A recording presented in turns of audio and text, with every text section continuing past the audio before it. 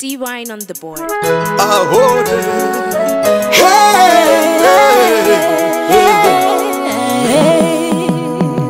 Yesu walikwiza wachema watu wose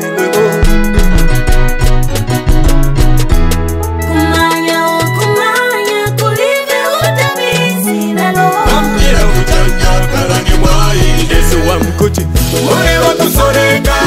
Mure wanena wande Amira kuchanya karani mwai Mure wakusoreka Mure wanena wande Amira kuchanya karani mwai Mure wakusoreka Mure wanena wande Amira kuchanya karani mwai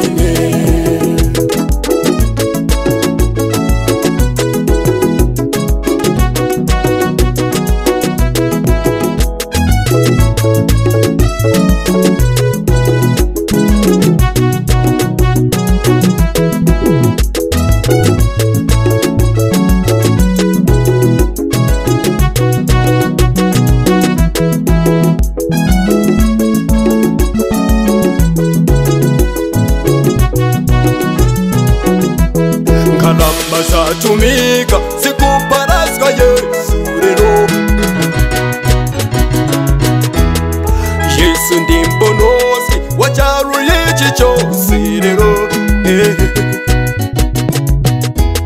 Kalamba zatumika sikuparazwa Yesu baba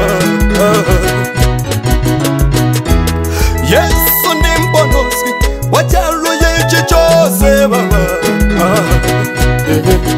Adada vamkuti Mure wakusoreka Mure wanena vande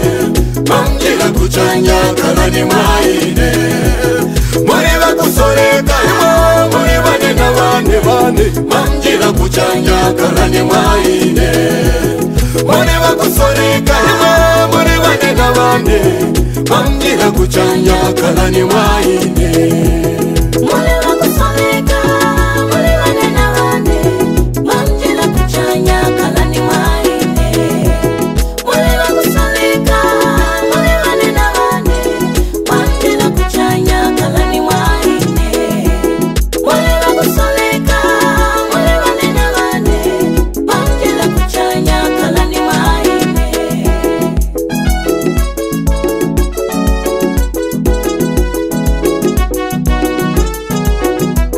Purika wa purika Chawa mkubandirira iwe manjila kuchanya kalani mwaine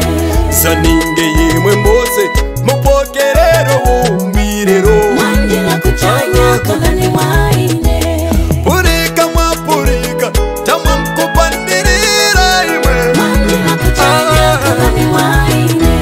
Saninge yimwe mbose Mupokerero umbirero manjila kuchanya kalani mwaine Yesu wamkuti kusoleka manjila wande manjila kuchanya kalani mwaine